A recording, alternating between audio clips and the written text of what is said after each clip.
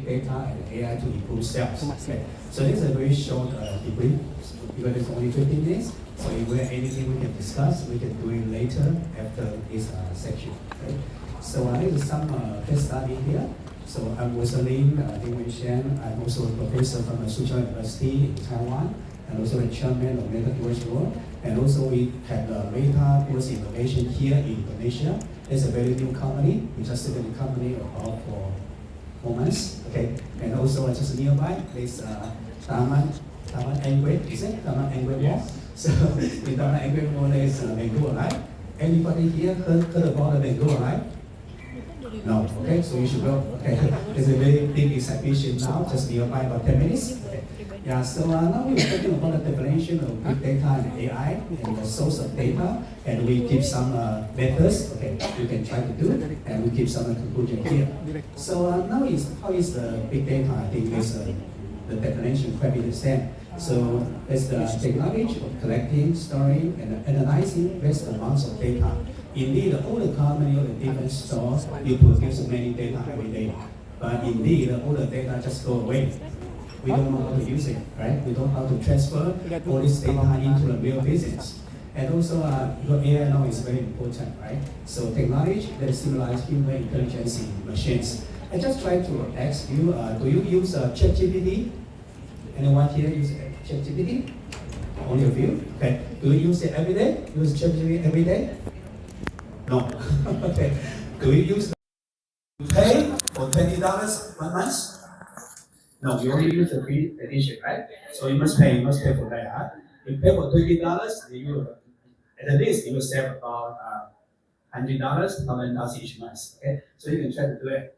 So we have some cases in Indonesia. I think it's the biggest country in Asia, right? Because the population, there's so many population here, 2 million, 2.77 2 million, no, 273 million people here. Okay, so we do the exhibition just nearby, okay, in Taman Anggrek.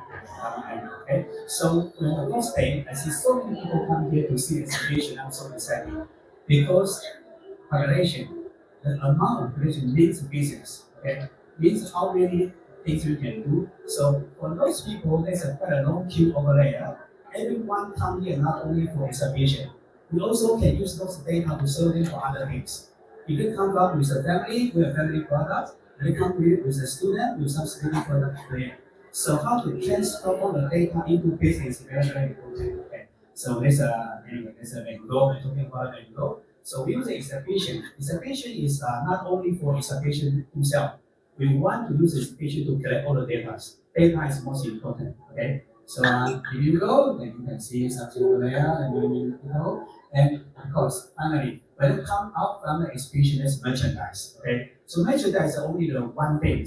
Not only for merchandise. We have web 1, web 2, web 3. You know web 1, right? Just like computer, you connect with the internet, use computer, that's web 1. You connect internet with mobile phone, that's web 2, right? But now, you connect with the internet with a wearable, any wearable tools, okay, that's web 3. So we want to collect all the things from web 1, web 2, and web 3. Okay. Now, we just try to find out we have how many ways to collect the data. So the source of data, we have 3 different ways. One is the customer purchase records. Okay, so the retailers often sell customer shopping records, but this including not only the products customers purchase. Okay, their purchase times and the quantity, but may also include the frequency and the total spend. So this data can analyze customer shopping patterns and also reference. So, but most of the store waste for the data. So the second thing is we can do the web click-through rates. Okay, so let us do the online behavior data from customers, such as which products they click on, where they spend the most time on the site, and also what keywords they search for. So this data reveals product activity and the customer shopping intent. I think most of the company they own a big data and didn't make any money so far. That's great. We're still great. Okay, we cannot make any money now, but you cannot imagine if we don't have Grab, we don't know how to go, right? We don't know how to shop, we don't know how to eat, okay? We don't know how to pay. So this kind of company, not only for the business themselves, But for all of state that can cooperate with other business, it will come out from a new income for that. And also for the data source 3 is about social media feedback. So many consumers post reviews and opinion about products or service on social media. So this feedback provides the product reviewers for the retailers and also help them understand customer expectation and needs. Okay. So these are 10 things we can discuss about. The number one is how to use the AI or ChatGPT or Google tools to do the customer behavior prediction. So we are using the best customer shopping methods to predict future shopping needs, like this company. I think everybody know that about Alibaba. So Alibaba using big data to analyze customer shopping habits and also predict the best-selling products. I have some experience with Alibaba. Okay, so will you see on the screen? Will you see on the screen? Jack Ma? No, you should see me, right? Not only Jack Ma. That's 2003. My God, it's 20 years ago. That's 20 years ago, yeah. 20 years ago, 2003, I worked for Alibaba. We do the training and consulting for Alibaba company for 6 years, from 2003 to 2008. Okay, so that's quite a long year. So we know Alibaba from a very, very traditional business and now become the leading company, right, in this area. Okay. But even in China, China has many political reasons, okay, so many restrictions. But even that, they can still to find out the best way to do it. Okay. So I'm just talking about. Anyway, Alibaba and Jack Ma is really a good learner. He learned everything from outside, but put it inside to do it in China. So that's the way. So for anything who can happen in the United States can also happen in China. But in China, have anything, we can also do it in ASEAN. So you must be the ASEAN number one. You don't need to be the world's number one. If you be the ASEAN number one and world's number one will cooperate with you, then they come here. Okay, so this is the first thing. And also the second thing is a personalized recommendation. So based on the customer posting and purchase records, so they offer personalized product recommendation. So like the JD, the Jingdong, JD also the number one, one of the leading company in China. So the recommendation system is very products similar to the user shopping habits. Okay. So like the KK Mart. My headquarters office in Asia is in Malaysia. Okay. So my neighborhood is KK. KK Mart owns 700 different convenience stores, 24-hour convenience store in Malaysia. And also they put a branding as a JD. JD do online, but KK do offline. So the offline shopping can also predict the behavior of the customer, not only from online side, right? And also the third thing is the inventory optimization. So using the predictive analysis to ensure that most popular products is always in stock. So we know how many things we have, and we know how to do the promotion or those just like a stock, right? So like Huawei also in China. So AI helps predict which phone models will be in demand and just ensuring the supply stability. And the number four is the price optimization. So to analyze the market trends, competitors, and also consumer response, dynamically adjust product price. So you can imagine one day, but not only for one day, but this should be the day. The day in the States, we go to just a Costco. Just like Costco, you pay into Costco, then such as this moment, there's 4,000 people inside Costco. Okay, then if there's only about just like 200 bottles of milk over there. But we can just analyze for these 4,000 people this time, there's more than 500 people want to buy the milk. But there are only 200 bottles on the stock. Okay, so how can we do? Because we don't have enough merchandise, right? So all the milk will be going up about 10% or 20% price the rate because we don't have enough merchandise. But if that's a watermelon, right? For the 4,000 people inside, we can just begin out the material. We can analyze the data. We find out nobody wants to buy the watermelon at this period for these 4,000 people, and the watermelon price is going up. So you just use the price to control everything. So we not use the paper. When you go to any shopping mall here, this is the paper, $10, $20, $30. But in the future, they will all by screen. All the screen can connect with the design and can open the adjustment. Okay. So just you and Amazon also using AI to dynamically adjust price based on demand and also inventory condition. And number five is about virtual fitting room. So using AI technology to allow customer to try on clothes without going to a physical store. So you know that's Zara, right? Zara is the number one company in the world. And Zara launched a virtual fitting room. Customer can use phone or computers to try different clothing combination. But not only for virtual or for real, indeed there's a big company in China. This company called Hongli. Okay, Hongli is a very big company in Taiwan. In China, in Chengdao, Shandong, you can see all that. They just like in office, but indeed they are made of clothes. In office, to make all the clothes, they can collect all the data directly. I just show you a very short video, very short video for only in China, right here, okay, yeah, just about 1 minute. Okay. 一套轻工平均需要12个小时的手工，这是任何一件机器流水生产的品牌成衣所不能比拟的。这就是欧美的品质。机体的背后，生命、对传、和现代模式文化的传统及传承。轻点是需要时间和研发的 RCM 上设计出自己专属精准的 RCM 平台操作平台。可以接收来自世界各地的数以万千的并进行分析、修正与回复。You put all the data inside, and then you produce all the clothes automatically. Okay. 让客户辨识和具体的参与感，让客。So that's an automatic system. There are 3,000 handmade laborers to do it inside the factory. But when I came to Indonesia, I know there's many companies about the clothing, right? Teach everything. But indeed, we have some new system to do it. I'm a consultant of this company. So if you are in this area, we can also talk about this. Okay? So they collect all the data and put all the data in the real life to make the clothes in 7 days. Okay, say it again, 7 days. Any country in the world, you can receive the clothes handmade, okay, in your home. So it's very fast. Okay, sorry, because there's only 15 minutes. I think there's another 5 minutes there. So I will try my best to do it. Okay, so there's another thing. And also that thing here. Okay. So number 6 is the customer service automation. So using AI to automatically answer common questions, improving customer service efficiency. Okay, like Dixin. Okay, Dixin is also a very big company in China. They use AI customer service robots to answer basic inquiry from customer 24 hours a day. Not only Dixin, will you see? You see it again, is it? Okay, this is my AI avatar for myself.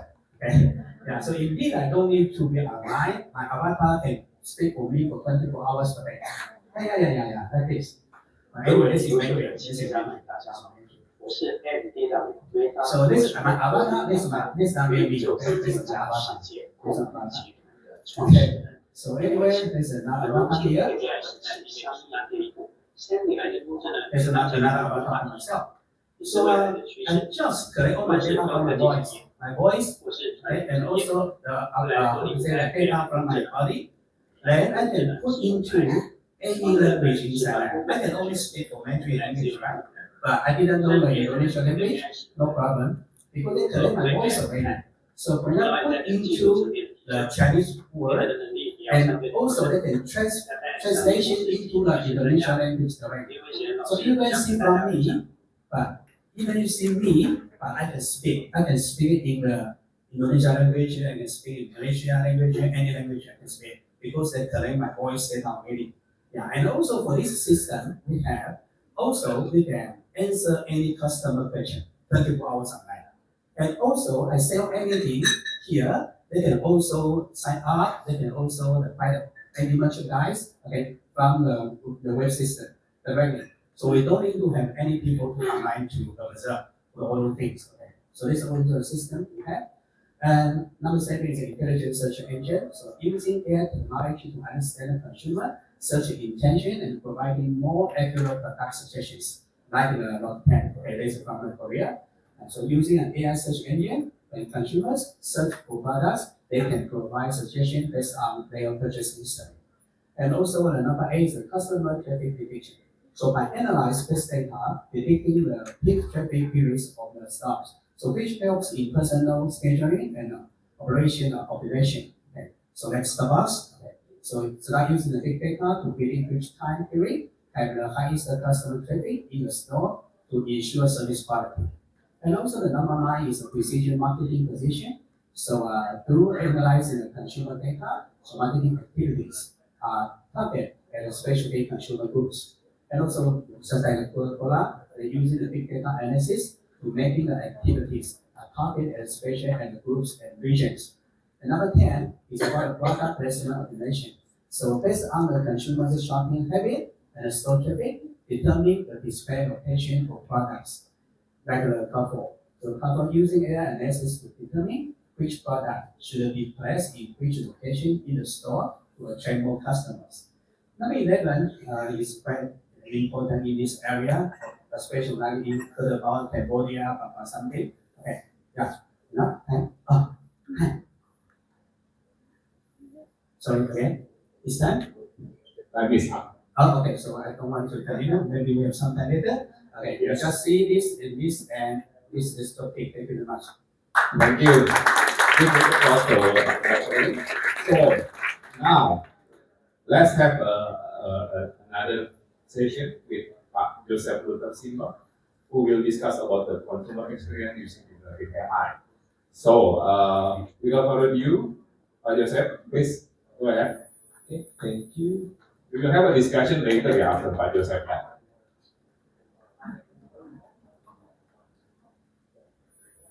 Hi, good afternoon, everybody. Good afternoon. Okay, great to see all of you here. So my topic today is very simple. It will be discussing how we can use generative AI to create a better customer experience. But before I get there,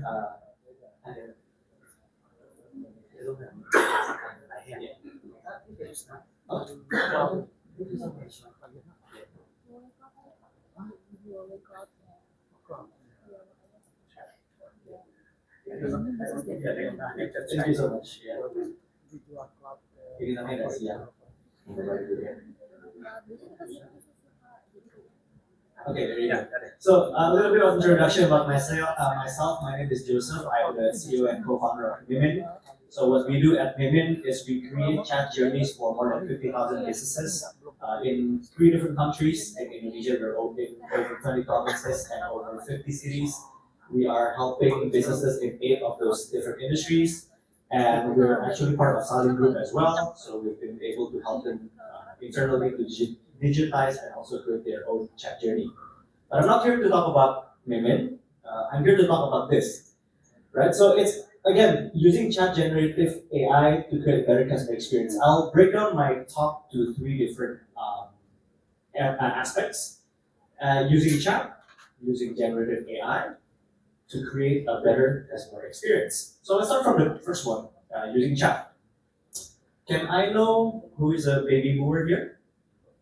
Nobody, yeah? We're all young people here, yeah? Gen X, Millennials, and Gen Z. What do all of these people, what do all of us have in common? Is that we all actually long for human connection. Now, we may be different in age, but that doesn't mean that this is any different, right? The only difference is the channels. Maybe the older generations, they're more used to taking phone calls, right? To talk to customers via phone calls. But if you ask the young people these days, I'm still young as well, right? But if the Gen Zs, the millennials, you ask them to pick up a phone call, they would never pick up a phone call, right? What's the number 1 channel that they would want to use right now? Chat, right? And specifically, maybe because this is Indonesia, we'll be talking about WhatsApp, right? So why does chat matters, right? So this is the first point that I want to make. Chat matters because it's a very huge opportunity. If your business is not utilizing chat, you are not embracing this huge opportunity. So based on research, by 2026, I think, the chat commerce market is estimated to be around 18.4 billion in Asia Pacific. Also, at the same time, chat has a very high satisfaction rating if you do it right.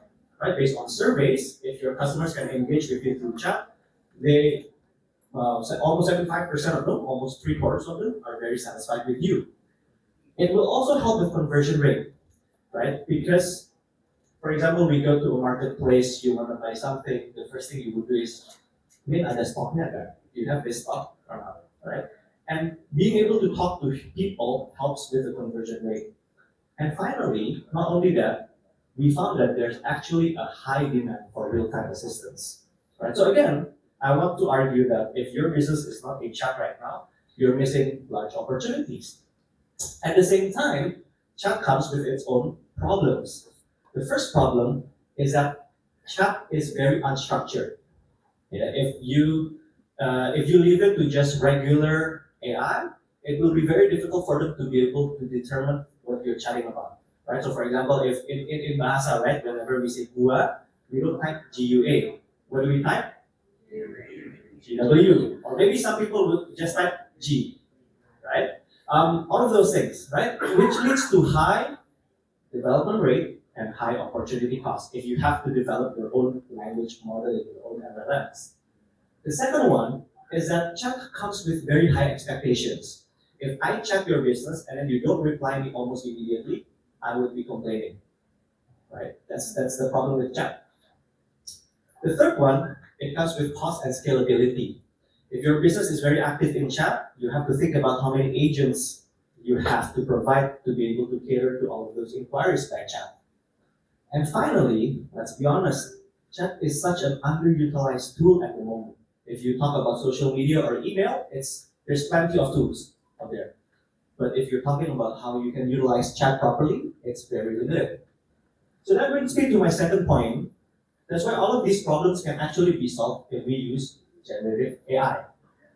Now, arguably, these are the two most famous tools right now, right? OpenAI and Google's Vertex AI. Those are the different tools, right? I mean, you can Google all of this. OpenAI have their most famous product. We all know it. It's called ChatGPT. Vertex has its own version of ChatGPT called Bard as well, right? What are the benefits? The first one, quick deployment. You don't need to train a language model with them, right? As for me, for our company, our experience is mainly with OpenAI. We know that with GPT-4, they're really good at the top 20 world's languages and proficient in the top 80 languages with GPT-4, right? So you don't need to train them, you don't need to tell them, okay, G equals GUA, GW equals GUA, right? They would understand it already. So all you need to do is just to provide the knowledge database into the system. Secondly, if you use generative AI, like the previous speaker mentioned, right? You have 24/7 availability, right? Anytime your customer wants to chat with you, they don't need to get this auto reply. Our opening hours is only between 8 to 5, right? They can talk with you at any time and get answers at any day, at any moment of the day. Thirdly, they're also smart, right? So I mentioned multilingual support. So a use case is that we are in Malaysia as well, and in Malaysia they have 3 official languages: English, Tamil, and Melayu, right? If I have to develop each LLMs for all of these 3 languages, it will take me a long time. But because I use generative AI, it's very easy for me to train my chatbot to understand all of these languages. It understands intent and context. But by good, this is a very important thing, right? Your chatbot needs to be able to understand the intent and the context of the conversation itself, right? It can also provide tonal differences. So, for example, for my banking clients, it needs to be very formal. But maybe for my retail clients, for my lifestyle clients, maybe you want the chatbot to be able to speak in a more friendly manner, right? These are the things that the Gen AI can do. And also, they can also reply with interactive and engaging response. The final one is that they are actually cost efficient, right? Not only are they cost efficient, they are also technically efficient. They can integrate to all of your backend systems, hence able to provide personalized responses. These are the things to consider before choosing your Gen AI platform, right? There's OpenAI, there's Vertex, but there's so many others out there, right? So these are just my 4 points to consider before you choose your own AI platforms. The first thing is you want to define your goals and needs. What is your expected outcome whenever you want to utilize generative AI inside your businesses, right? What applications you want to build, what processes you want to streamline. The second one is you need to understand your own internal technical capabilities, right? Do you have a strong tech team? If not, then what should you do with it, right?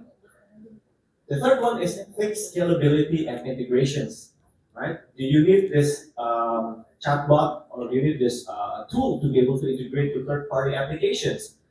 Second one that's very important, how do you handle data privacy? How do you handle data privacy concerns? Right? And also, what is the scale you're looking for?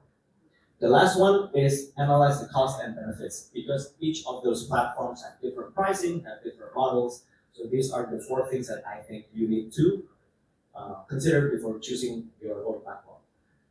Finally, how do you create a better customer experience?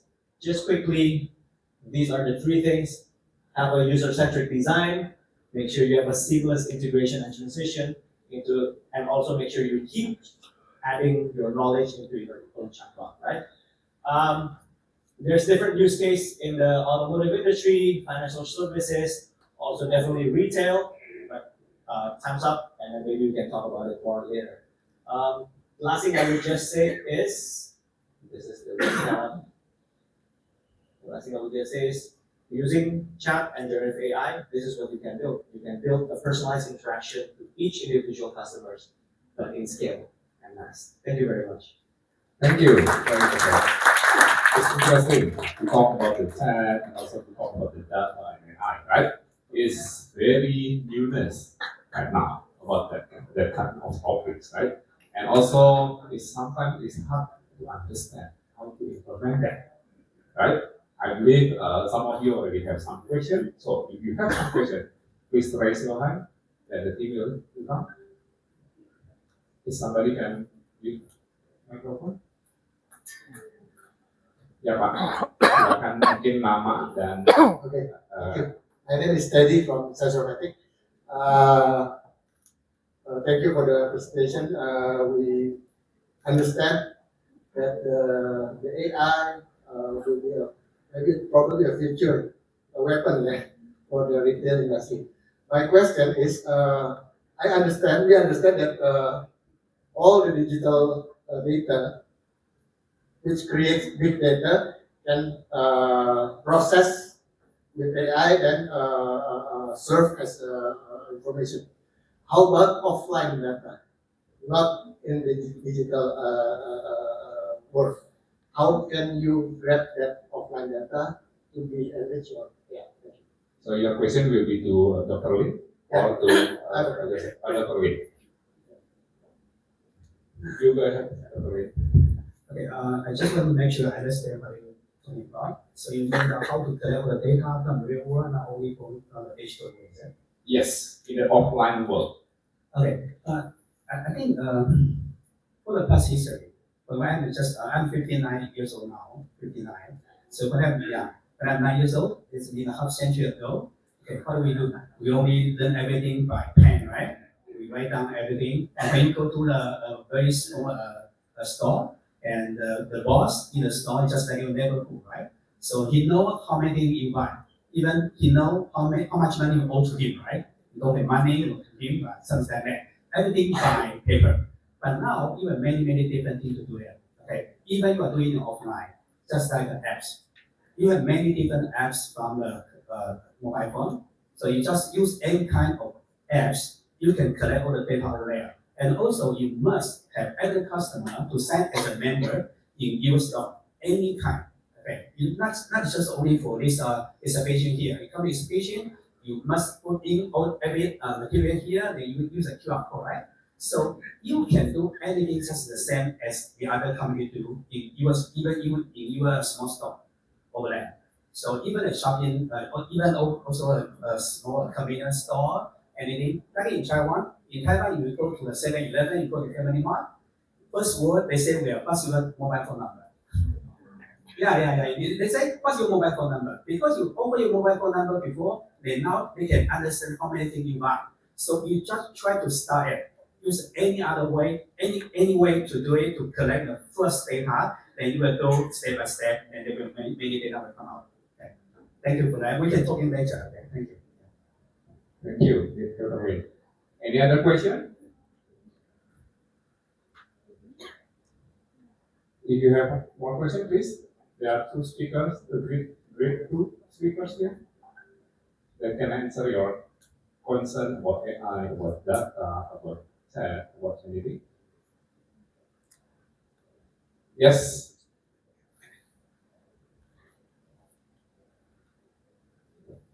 Thank you. So, my question is probably more for Joseph. So, I just want to get your perspective on the ethicality of generative AI because, from what I understand, in Indonesia here, there's not that much discussion about the ethicality. However, in Europe, in much more mature markets, there's been a lot of debate about the ethicality about how those AIs learn by scrapping through various data sources without permission. So we'd like to get a perspective on that. Yes. Can I know your name, Pak? Hanif. Pak Halim. Okay. You can answer that. Yeah, but that's a very difficult question, right? The ethicality of generative AI. Okay, this is my own personal view, right? As someone who's a player in the industry, this is something that I give a lot of thought to, right? What is the impact to the community that would, or to the companies? Maybe specifically, I'll get very specific to the employees of the companies who maybe want to implement this type of things, right? And the conclusion I come up with is that just like the internet, just like the website, the mobile apps, sometimes technology is something that cannot be stopped once you open it. That's why for me, inside our company, I always encourage them to embrace it, to start learn about it, and to reposition themselves, right, into someone who can utilize this tool, right? So because the last thing you want to do is be someone who is not proficient in this tool. So for example, the best example is in this day and age, if you cannot use Microsoft Word, Excel, or PowerPoint, to be honest, it's very hard for you to work anywhere, right? Similar thing as well. That's what I encourage all of my teams to do, to just work on it and then pivot yourself to be someone who's proficient in using these tools. So I don't know if that answers your questions, but at least that's my take on it. Thank you. Okay, thank you very much. Any other question? We still have 3 minutes. Or would it be?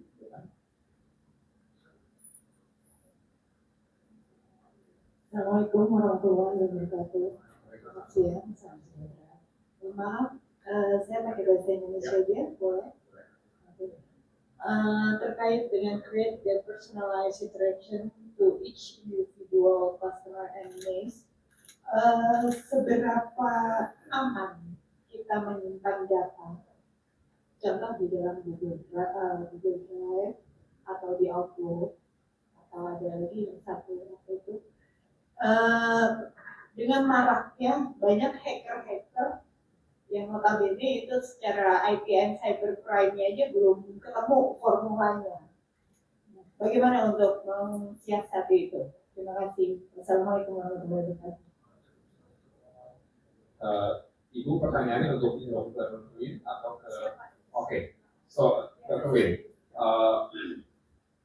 the question is how we can protect the data that is available. Usually we are using a free tools like Google Drive, right? And in the meantime, there's a lot of privacy about that, and a lot of hackers try to get it, our data, even our persona, right? Not talking about the company data, and even some of the companies using also the same tools, like the free one, like the Google Drive kind of thing. So what is your thought about that? Okay, for you need this top person, maybe you want to go home, or you would get great. Okay, maybe some chapter extend will happen on the road, okay? And maybe you sleep tonight, but some of them cannot awake tomorrow morning. So the risk is already happen. but you just trust all those big companies in the world, like Google, like ChatGPT, all the big companies, they're really concerned all these problem, all these questions more than you, okay? So they will invest all the money to do it. You just trust. I think maybe 2 years ago, 5 years ago, you say you want to sign up in the website, they say, give me your credit card number. You will not give the credit card number. And now for any number, you just one click, then you just give the number for them. So you just trust the system and the work and also the big company. They will handle all this problem for you, not for me or you, not our problems. Okay, you just trust all those companies. They will concern these things more seriously than you and me. Okay, this was my suggestion. You cannot say because there's some reason we don't want to use it. Okay, you didn't use it, then you will waste your time. Yeah, and time is money. But Joseph, you want to add? Yeah, I just want to add that I agree 100%. I think for us Indonesians, there's not only, I've been in the technology industry for close to 15 years already. There's this still an idea that if I can see where my servers are, it's safer, right? If I can see it's in that room, it's safer. In actuality, it's not the case, right? It's I would say like you keep money under your pillow, right? Is it safer than if you put it in a bank? Of course not, right? The same thing as well. I think you want to analyze inside your company. Do you have the capability to perform continuous security check? If not, then there's so many like Google, Microsoft, all of those companies. Sure, your company, my company, we all take great concerns about their security. Okay, so there is another question from over there. You want to try? Please go ahead. So this is, I believe, will be the last question because the timing is already out. Please. Oke, thank you. Perkenalkan saya Putri dari AntiEms. Kebetulan saya lihat di sini di ini punya company profile. Kalau saya mau tanya tentang customer engagement sebenarnya, karena itu penting buat kita berarti anak F&B. Aku mau tahu bagaimana apa yang dilakukan oleh ini untuk customer engagement itu sendiri, apalagi untuk di bidang F&B. Thank you. Okay, thank you. Cool. So F&B is one of our biggest industry, and we actually are launching with a restaurant to implement this generative AI chatbot with them, right? Chat commerce, like I mentioned in the beginning, is very huge in Indonesia. In Indonesia, it's 40% of all e-commerce, right? WhatsApp commerce is very big. But then the biggest problem is that usually in F&B, you would say that your waiters don't have the time or the resources to reply to the chat, right? So that's what we do, right? We create a chatbot to create the whole journey, so your customers can ask about your menu, the pictures, and then it can even ask, about the shipping prices. It can even go until payment, right? So you can create that whole customer experience journey with no human involvement whatsoever. So that's just one of the things that we do. Okay. Thank you, Dr. Ray. Thank you, Joseph, for a good session today. I'm sorry the time is out. So we can have another chat in the other occasion. So I think to sum up what has been presented right now, right? In my opinion, right? The technology, the data is already out there. The question is, are we ready or not? Ready or not, we need to face that. The competition will come into that. It's already come into that area. So if we are not ready, then we will be left behind. So how we can integrate both the data, technology, and your brand to this new world of the business itself. So I think that's my sum up for this discussion. Thank you again for the opportunity and also for the discussion. Give a big applause for